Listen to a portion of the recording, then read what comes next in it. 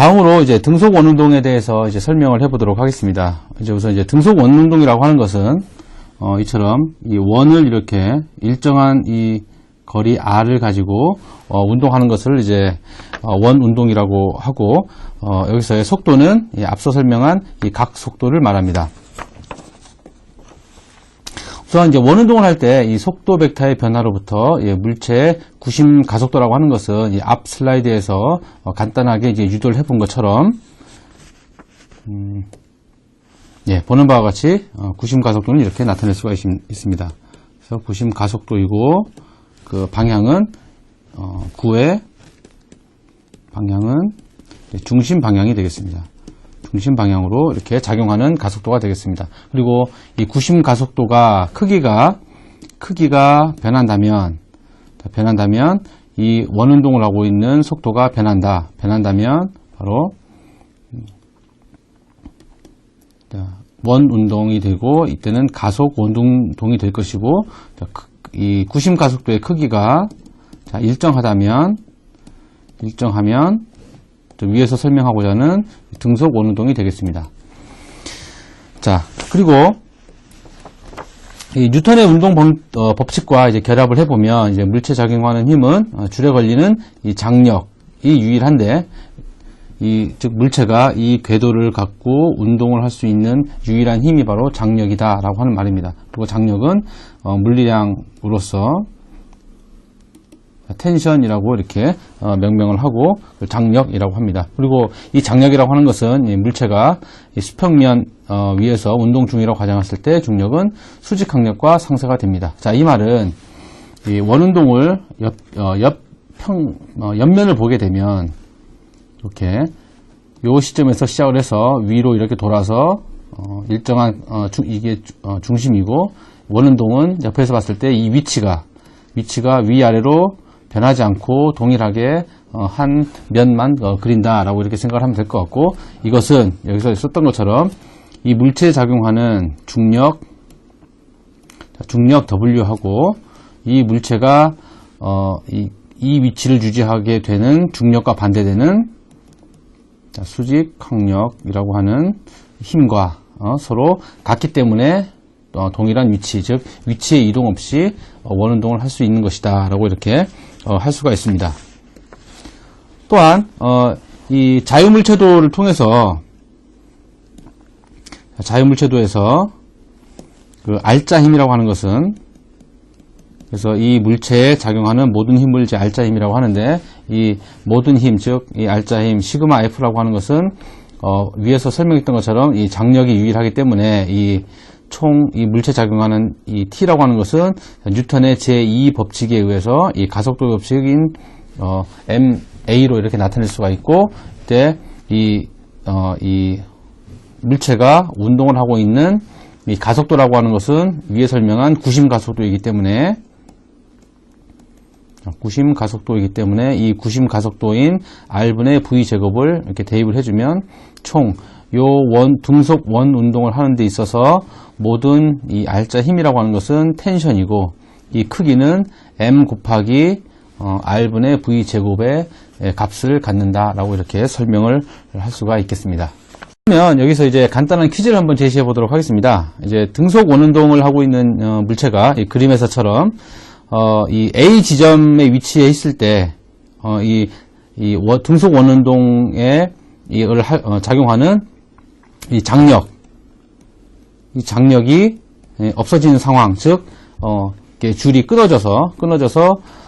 끊어진다라고 생각을 했었을 때, 이게 과연 물체가 이탈되는 방향은 어느 방향이 될까라고 하는 것을 한번 생각해 보도록 하겠습니다. 우선 1번처럼 이제 이 등속 원운동을 하는 이 중심 방향과 반대 방향으로 이탈할 것인지, 아니면 끊어진 순간이 향하는 요 방향이 될 것인지, 또는 3번처럼 이 원운동의 접선 방향으로 이렇게 나타날 수 있을 것인지, 그리고 아니면 4번처럼 이 원운동을 하고 있는 요 방향이 될 것인지를 한번 생각해 보기 바라겠습니다. 자, 그러면 정답은 바로 원운동을 했었을 때 장력이 없어지는 상황, 즉 끊어진 상황이라면 바로 이 물체는 운동을 하는 방향, 즉 이 접선 방향으로 이제 이탈을 하게 됩니다. 즉 여기서 보면 답이 3번이 되겠죠. 그래서 자, 이 경우는 이 등속 원운동인 경우에 원운동인 경우에 대해서만 적용이 되는 것입니다. 자, 만약에 이 원운동의 속도가 등속 원운동이 아니라고 한다면 바로 아니고 t가 끊어졌다, t가 없어진 상황이다 라고 한다면 바로 어떤 식으로 이 물체가 운동을 하게 되느냐 하면 바로 4번과 같은 행동을 하게 됩니다. 즉 이 경우에 대해서는 즉 이 원운동을 하게 되는 그 가속 방향인 요 4번인 이 운동을 하게 된다는 그 문제가 되겠습니다. 네, 다음으로 이제 휘어진 길들에서의 힘들에 대해서 이렇게 살펴보도록 하겠습니다. 이제 제목에서 보는 것처럼 휘어진 길이라고 하면 우리가 일반적인 상황, 일상생활에서는 이제 이 커브길이라고 이렇게 생각을 해보면 이해가 쉽겠다고 생각이 듭니다. 자, 우선 이 휘어진 길류에서의 운동이라고 하는 것은 우선 이제 두 가지로 이제 나눌 수가 있는데요. 그림에서 보는 것처럼 하나는 이 평지에서 운동을 이 원운동을 하는 그 커브길을 도는 그런 상황과 이 두 번째인 그림처럼 이 일정한 각도를 이룬 상태에서의 이 원운동, 이 두 가지의 이제 원운동인 경우를 이렇게 둘 수가 있겠습니다. 자, 우선 우리가 잘 알고 있는 것처럼 이 커브를 돌 때 힘이라고 하는 것은 즉 이탈을 하지 않고 이 커브를 정확하게 자동차가 이동을 할 수 있는 것은 바로 여기서 나타내는 것처럼 이 구심력에 의해서 이렇게 커브 운동을 하고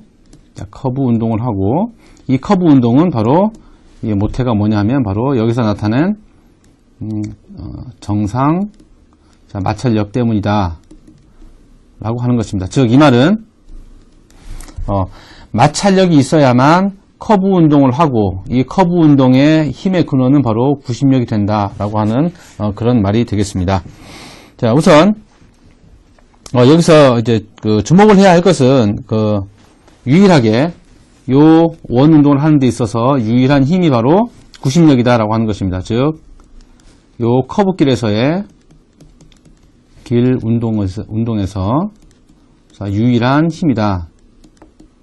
유일한 힘이 바로 구심력이다 라고 하는 것입니다. 자, 우선 앞에 있는 내용을 잠시 언급을 해보자면 아까의 그 물체가 어떤 이 중심에 대해서 회전 운동, 원 운동을 이렇게 하고 있었을 때 이 물체가 운동을 하는, 즉 등속 원 운동을 할 때 그 유일한 힘이라고 하는 것은 바로 요 줄의 장력이 되겠습니다. 즉 이 물체가 바로 이 줄에 묶여 있기 때문에 이 길이만큼, 이 길이 L만큼 이렇게 운동을 한다라고 생각을 하는, 즉 물체가 이 줄에 묶여 있다라고 생각을 할 수 있지만, 차가 커브를 돌 때에는 이 줄에 매달려 있는 상황은 아니죠. 그래서 이 자동차가 이렇게 원 운동을 할 수 있는 것은 바로 이 자동차하고 이 자동차 바퀴하고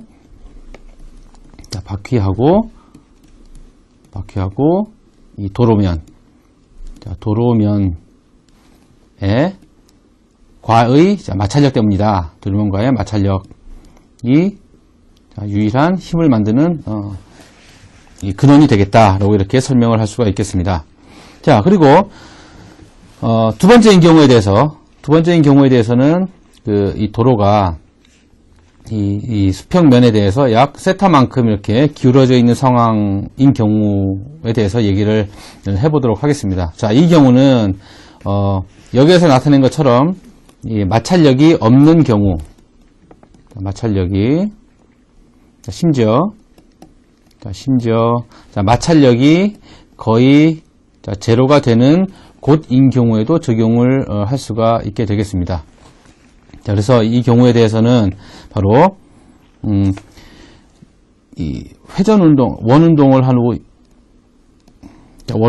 있는 이 자동차가, 자, 자동차에 작용하는 이 자유물체도를 살펴보면, 자, 물체도를 보면, 자, 이와 같이 나타낼 수가 있겠고, 이 힘이라고 하는 것은 바로 여기서 나타낸 것처럼, 자, 수평, 자, 방향과, 그 다음에, 자, 수직, 자, 방향의 그 힘의 조합 때문에, 그 힘의 그 조합 때문에 이 차가, 궤도를 이탈하지 않고 원 운동을 할 수 있게 되겠다라고 이렇게 설명을 할 수가 있겠습니다. 그래서, 일정한 각도를 갖고 움직이는 이 원 운동에 대한 이 세부적인 내용에 대해서는 다음 슬라이드에서부터 설명을 하도록 하겠습니다. 이 그림은 이제 앞서 보여준 그 트랙이 여기 보이는 것처럼 이 세타만큼 이렇게 트랙이 기울어져 있는 이 상황에서 이 자동차가 이 원운동을 하고 있는 것에 대한 이 자유물체도를 나타낸 것입니다. 우선 그림을 먼저 보면서 설명을 해보면, 우선 이 자유물체도에서 이 기울어진 그 트랙 위를 운동하는 자동차에 작용하는 힘이라고 하는 것은 보는 것처럼 이 자동차가 지표면에 지탱할 수 있게끔 하는 이 수직항력이라고 하는 FN과 이 자동차의 무게인 W, 즉 mg, 그 두 종류의 힘이 있겠습니다.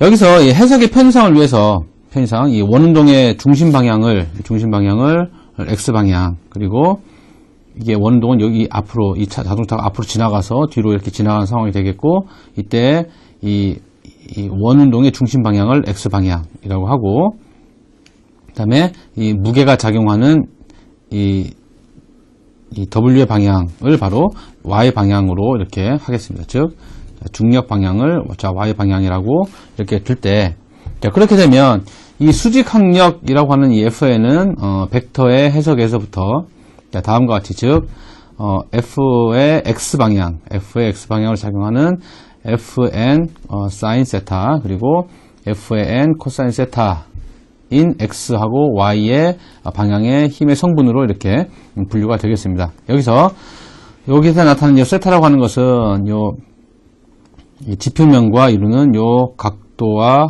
같은 각도가 되겠습니다. 자, 그러면 자, 그림에서 나타냈던 것처럼 이 수직항력하고 무게하고 그다음에 X 방향 그리고 Y 방향에 대한 모든 힘들 간의 이 관계를 수식으로 한번 설명을 해보도록 하겠습니다. 그래서 이거는 자유 물체도 상에 나타난 상의 시그마 F에 관계된 시그마 F에 대한 관계를 설명을 해보도록 하겠습니다. 자, 이때 자연물체도인 경우에 이 R자힘 시그마 F라고 하는 것은 여기서 나타낸 것처럼 뉴턴의 제2 법칙, 즉 가속도의 법칙을 가지고 설명을 할 수가 있겠습니다. 자, 우선 X방향인 경우에 대한 힘을 먼저 살펴보게 되면, 즉 X방향으로 작용하는 힘을 이 자연물체도에서 찾아보면 바로 시그마 fx라고 하는 것은 여기서 x 방향의 힘을 얘기를 하겠습니다. 자, 모든 x 방향에 작용하는 모든 힘이라고 하는 게 바로 ma이고, 그때 작용하는 가속도가 x 방향으로의 가속도가 되겠습니다. 자, 그러면 여기서 그림에서 보는 것과 같이 이 자동차에 작용하는 x 방향의 이 힘은 요 힘이 유일하고 이 반대쪽으로 작용하는 힘은 작용하지 않기 때문에 결국 이 크기인 nx, 즉 이거는 수직항력의 x방향의 힘이라고 하는 뜻입니다. 그리고 여기서 x라고 하는 것은 앞서 구한 구심 가속도가 되겠습니다. 그래서 이 구심 가속도는 자, R분의 V 제곱이라고 이렇게 알려져 있죠. 자, 또는 이 수직 항력의 X 성분이라고 하는 것은 이 그림에서 나타낸 것처럼 Fn sin 세타의 값을 가지고 있기 때문에 Fn sin 세타라고 하는 것은 M 곱하기 R분의 V 제곱이다 라고 이렇게 둘 수가 있겠습니다.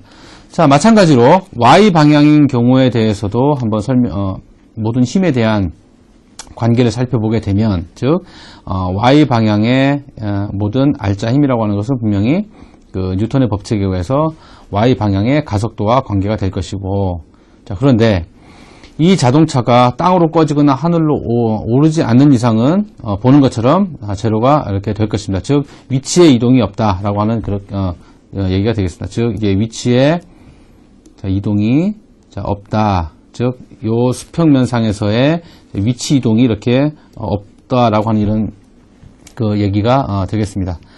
자, 그리고 여기에 작용하는 이 가속도라고 하는 것은 유일하게 지구 중심 방향을 향하는 이 중력 가속도가 바로 요 Y축 방향에 대해서 작용하는 가속도가 되겠습니다. 자, 그렇게 되면 요 Y축의 즉 지구 중심과 반대 방향인 수직 항력의 코사인 값을 갖게 되는 Fn 코사인 세타하고, 그리고 요 옆에 나타낸 것처럼 요 자동차의 무게를 나타내는 mg가 서로 같게 된다라고 하는 얘기가 될 것이고, 그리고 fn이라고 하는 것은 이렇게 변형시킬 수가 있겠습니다. 코사인 세타를 이렇게 양변에 나눠주게 되면 자, 이런 식으로 표현이 가능하겠습니다. 자, 이 fn과 관련된 식이 바로 여기서도 나타낸 것처럼 수직 항력의 값이 될 것이고, 이 수직 항력의 값을 바로 x 방정식에서, 즉 위에서 나타난 요 x 방정식에다가 이렇게 대입을 해 주도록 하겠습니다. 자, 대입을 해보게 되면 자, 이와 같은 식을 얻게 되고, 이거는 세타와 V와 이 R에 관계된 식으로 유도를 해보면 자, 다음과 같이 표현을 할 수가 있겠습니다.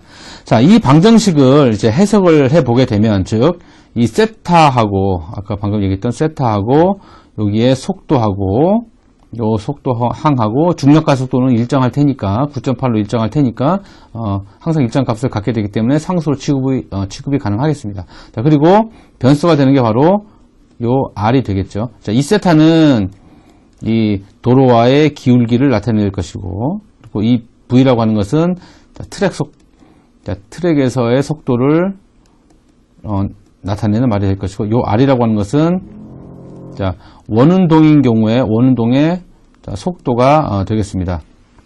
자, 그래서 요 세 개의 물리량들 간의 관계를 나타내어 보면, 해석을 좀 해보면, 우선 이 경사각이 커질수록 이 속도가 커진다. 요 세타가 커지게 되면 당연히 분자항이기 때문에 속도가 커지게 된다는 것을 이게 알 수가 있겠습니다. 자, 또는 이 기울기를 변화를 주게 되면 요 속도를 변화시킬 수 있다라고 하는 것이고, 도로에서 경사를 줌으로써 커브길에서 낼 수 있는 이 속도가 최대가 된다라고 하는 것을 이제 알게 됩니다. 즉 세타가 커지게 되면 여기 나타낸 것처럼 V도 당연히 커지게 된다라고 하는 뜻과 같은 말이 되겠습니다. 네, 여기서 그 설명하는 상황에 대해서 이 일상에서도 흔히 이제 접할 수 있는 상황이 되겠는데요. 그래서 요 가지 접할 수 있는 내용들, 그러니까 상황들에 대한 것들을 이제 잠시 한번 설명을 좀 해보도록 하겠습니다. 커브길을 커브길 자동차인 경우라고 가정을 해보면, 커브길 운동 중에 우선은 이제 일반 도로하고 이제 고속도로가 있을 것입니다. 그래서 사실은 모든 상황에 대해서는 이제 일반 도로가 가장 많겠지만, 이 고속도로도 이 목적에 의해서는 이제 말 그대로 이 고속으로 가기 위한 도로이긴 하지만, 이 여건상 우리는 늘 그 고속도로에 인터체인지라든지 이를 보면 큰 도로에 그 램프 형태를 이렇게 빠져나오는 이 주행선에 대해서 이렇게 빠져나오는 항상 이 IC가 존재하게 될 것입니다. 자, 이때 항상 우리가 이 앞에 이제까지 설명했었던 것처럼 자동차가 이제 커브 운동, 즉 이제 원 궤도 운동을 이제 한다라고 하는 것이죠. 원 운동을 하게 될 것이다 라고 하는 것입니다. 자, 그러면 우선은 일반 도로와 고속도로인 경우에 대해서 이 도로 경사면은 물론 상황에 따라 다를 수는 있지만 일반적으로는 고속도로가 자, 일반 도로보다 이 기울기가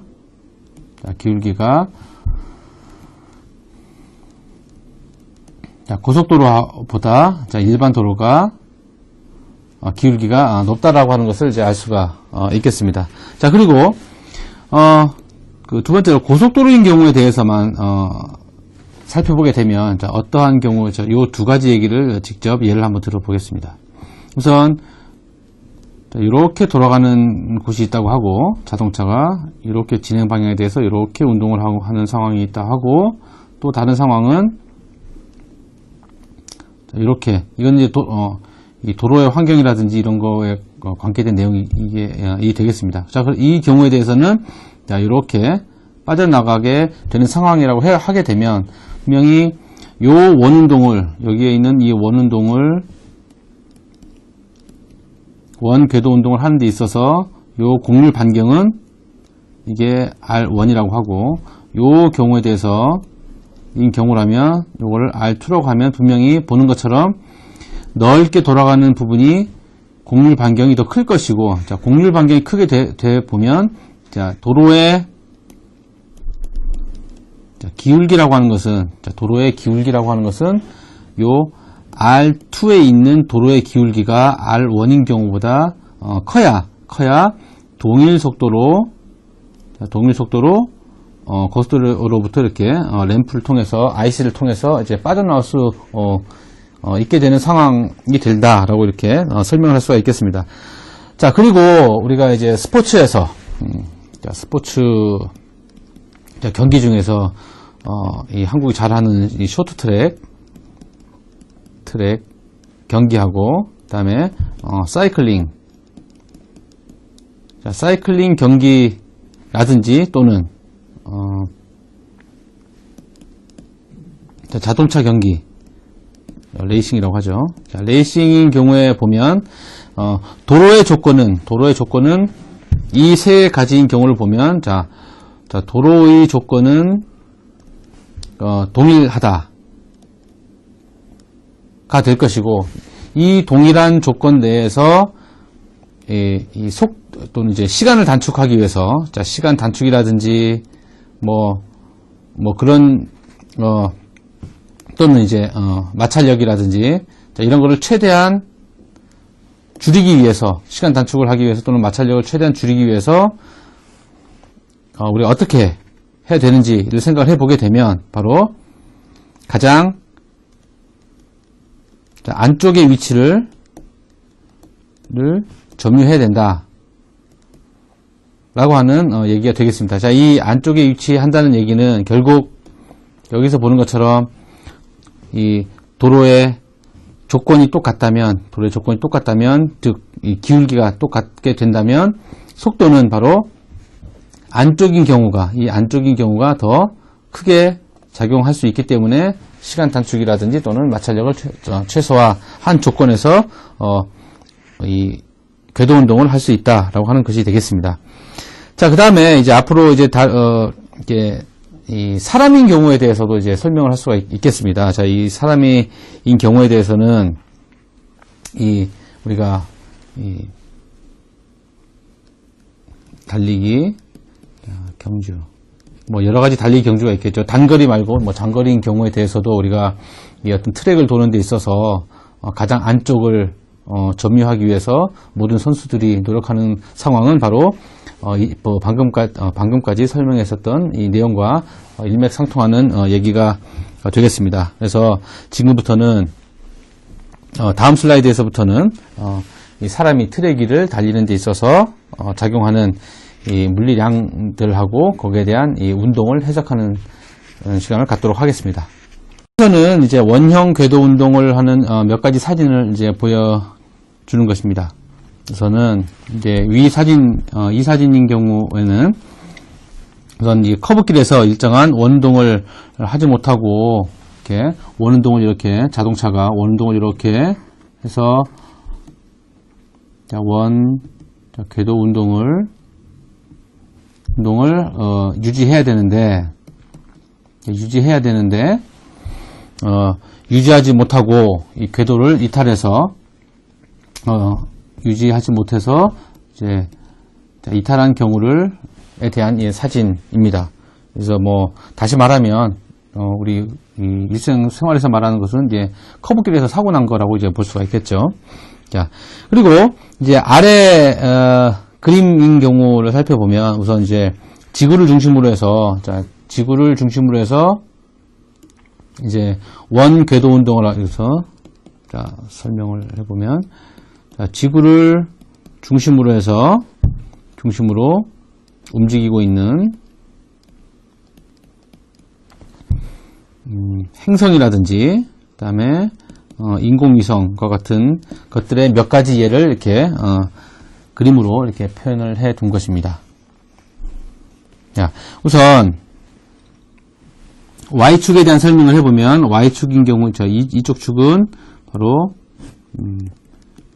지상에서부터의 높이가 되겠고요. 그리고 이거는 Y축인 경우가 그렇고, 그 다음에 여기에 있는 X축은 바로 속도가 되겠습니다. 이때 속도라고 하는 것은 원 궤도 운동의 속도를 나타내겠습니다. 자, 우선은 예를 들어서 위치 추적을 우리가 많이 사용하고 있는 위치 추적을 할 수 있는 이 GPS인 경우를 한번 보겠습니다. 이 GPS인 경우에 대해서 보게 되면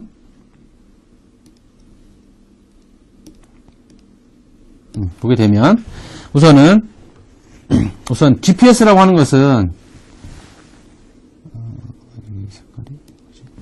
GPS는 우선 거기 위치 추적을 하고 위치 추적이라든지 궤적을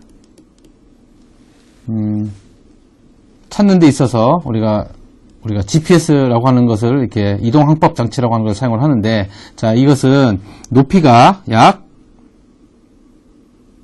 요 정도 되는 2만 킬로미터 정도 됩니다. 자, 2만 킬로미터 상공에서 GPS는 약 초당 4km 정도, 1초에 약 4km 정도의 속도로 지구 주위를 움직이고 있다라고 하는 것이고요. 자, 그리고 우리가 항상 밤에 볼 수 있는 요 달이라고 하는 것, 요 달은 지상에서부터 약 지상에서부터 얘가 20만, 30만, 40만, 자, 40만 킬로미터 지상에 있습니다. 즉 지구에서부터 약 40만 킬로미터 정도 떨어져 있고, 이때 속도는 약 1킬로미터 퍼 세크가 되겠습니다. 즉 초당 1킬로미터의 속도를 갖고 지구 중심을 돌고 있다, 지구 주위를 돌고 있다라고 하는 얘기가 되겠습니다. 그래서 우리가 가장 빠르다고 하는 이 비행기가 약 상공 10km 상공에서 속도가 일반적인 경우에 대해서는 약 0.7km per sec에서부터 0.8 km per sec, 즉 1초에 700m 또는 1초에 800m 정도의 속도로 이동을 하는데, 이거에 비해서 달은 상대적으로 빠른 속도로 지구 주위를 움직이고 있다라고 하는 사실을 알게 되면 놀랍지 않을 수가 없겠다는 생각이 들고요. 그리고 그러고 보면 이제 항상 평화롭게 보이는 이 달도 이 지구 주위를 이제 엄청나게 빠른 속도로 돌아가고 있다라고 하는 얘기가 되겠습니다. 자, 다음으로 여기서는 이제 휘어진 트랙 위를 달리는 사람에 대한 이 운동을 해석을 한번 해보도록 하겠습니다. 그래서 자, 우리는 이제 이 경험적으로 그림에서 보는 바와 같이 달리는 사람이라면 이렇게 몸을 이렇게 요 지상에 대해서 이렇게 어떤 각도를 갖고 이렇게 각도를 갖고 기울이고 이제 달리는 경우를 볼 수가 있겠습니다. 같이 경주용 오토바이인 경우에 대해서도 이 커브를 돌 때 이 위치가 지표면에 대해서 이렇게 어느 정도 일정 각도를 갖고 회전을 하는 것을 우리가 흔히 볼 수가 있습니다. 그래서 이처럼 사람이 달리는 것이라든지 또는 여러 가지 이런 이 오토바이가 커브를 돌 때인 경우에 대해서 회전 중심 쪽으로 몸을 기울이게 된다는 것인데, 자, 이와 같은 상황에 대해서 이 물리학적으로 이제 설명을 하나씩 해보도록 하겠습니다. 자, 여기서는 이제 아까 방금 앞서 설명했었던 이 트랙 위를 달리는 사람인 경우에 대한 자유물체도를 나타내는 것입니다. 자유물체도를 나타내는 것인데, 이때인 경우에 대해서 보는 바와 같이 두 가지 종류의 힘이 작용을 합니다. 이때는 CP라고 하는 FCP라고 하는 힘과 W라고 하는 두 힘이 작용을 하고, 그리고 이 FCP라고 하는 것은 구심 가속도를 갖고 있는 구심 가속력에 관계된 힘이고, 또 하나는 잘 알고 있는 것처럼 이제 무게와 관계된 힘이 되겠고, 그리고 요 두 힘들 간의 벡터 해석으로부터 사람이 향하고 있는 수직항력, 여기서 F 잘 안 보이는데 R이라고 하는 것은 바로 여기서 나타내는 것처럼 이 사람이 기울어져서 달리고 있는 상황에 대항하는 힘이 되겠습니다. 자, 그래서 이 두 가지의 힘을 설명하는 데 있어서 이 뉴턴 법칙을, 이제까지 사용했던 것처럼 뉴턴 법칙을 사용을 하게 되면 이 사람이 어느 정도, 즉 세타의 각도를 갖고 어느 정도 기울어진 상태에서 운동을 하는지를 한번 살펴보게 되면 바로 이 세타의, 즉 사람이 기울어져 있는 이 각도와 이때 R이 바로 트랙의 반경이라고 이렇게 생각하면 될 것이고, 이거는 V라고 하는 것은 운동 속도로 이렇게 알고 있으면 될 것 같고, 이 G라고 하는 것은 중력 가속도가 되겠습니다. 중력 가속도는 상수이기 때문에 변하지 않는 값이 되겠습니다. 자, 그러면 결국 이 말은 트랙의 반경에 따라서, 그리고 사람이 기울어지는 정도가 틀리다, 또는 운동 속도에 따라서 기울어지는 속도가 틀리다 라고 이렇게 볼 수가 있겠습니다. 즉, 다시 한번 정리를 해보면, 트랙의 반경에 따라서, 그리고 또는 트랙 위를 달리는 속도, 속도에 따라서 사람의 기울어짐이 바뀐다라고 하는 그런 뜻이 되겠습니다. 즉, 우리가 사이클링이라든지 또는 이제 이 오토바이 경주인 경우에도 보면 빠르면 빨리 달릴수록 바삭하고, 즉, 요 세타의 각도가 더 점점 커지는 경우가 되겠습니다. 즉, 다시 한번 속도가 빠르면 이 각도가 크고, 그리고 속도가 늦게 되면 이 각도가 상대적으로 작은 값을 갖게 된다는 걸 우리가 흔히 볼 수가 있겠습니다. 자, 그래서 여기서 간단하게 이걸 이제 정량적으로 한번 계산을 한번 해보도록 하겠습니다. 간단한 문제를 한번 풀어보도록 하겠습니다. 우선 반지름이 15m인 트랙에서, 자, 이 말은 반지름이, 즉 요 트랙이 이렇게 생겼는데 요 트랙에서 요로부터 요까지 우리가 사람이 달리고 있는 곳이 요 위치라면 요로부터 요까지가 바로 자 15m이다 라고 한 뜻이 되겠죠. 그리고 요때 달리는 속도가 바로 6.7m/s이다. 초당 6.7m 정도에 가는 속도로 달리려면 속도로 달리기 위해서는 과연 사람 기울기는 어느 정도로 기울어져야 이 정도 속도를 유지하면서 갈 수가 있겠느냐. 이 코너를 도는데, 이 곡선을 도는 데 있어서, 자, 이런 문제가 되겠죠. 자, 이 식은, 이 답은, 요 위에서 유도해낸 요 그 기울기와 속도와 그다음에 트랙 반경과 관련된 요 식으로부터 우리가 얻을 수 있는 값이 바로 약, 세타가 17도라고 하는 값을 구할 수 있는데, 자, 이 말은 다시 이 문제에 대해서 해석을 해보면 6.8m/s의 속도를 늦추지 않고 커브를 돌게 되면 여러 가지 이유이긴 하겠지만 속도를 늦출 수도 있고 또는 더 빨리 달릴 수도 있겠는데, 우선 여기서 제시한 6.8m/s를 갖고 유지하기 위해서 돌아가기 위해서는 사람이 이렇게 오른쪽으로 또는 왼쪽으로 약 17도 정도 이렇게 기울이게 되면 여기서 제시한 속도를 갖고 이제 궤도 운동을 할 수 있다라고 하는 뜻이 되겠습니다. 자, 그런데 자, 우리는 자, 이 속도를 갖고 빨리 돌기 위해서 인위적으로 이 몸의 기울기를 이렇게 유지하는 게 아니라 여기 써 있는 것처럼 자, 커브 안쪽으로 이제 기울이기 위해서 우리가 의식적으로 노력할 필요는 이제 없습니다. 우리가 어느 정도 우리가 이 트랙을 도는 데 있어서 미리 다 계산된 걸 갖고 이렇게 운동을 하는 건 아니기 때문에, 자, 이 이유가 뭐냐면 이제 자동적으로 스스로 적당한 각도를 가지고 이렇게 달리거나 뛰거나 이렇게 하기 때문에 균형을 맞추게끔 자, 되어 있다라고 하는 것입니다.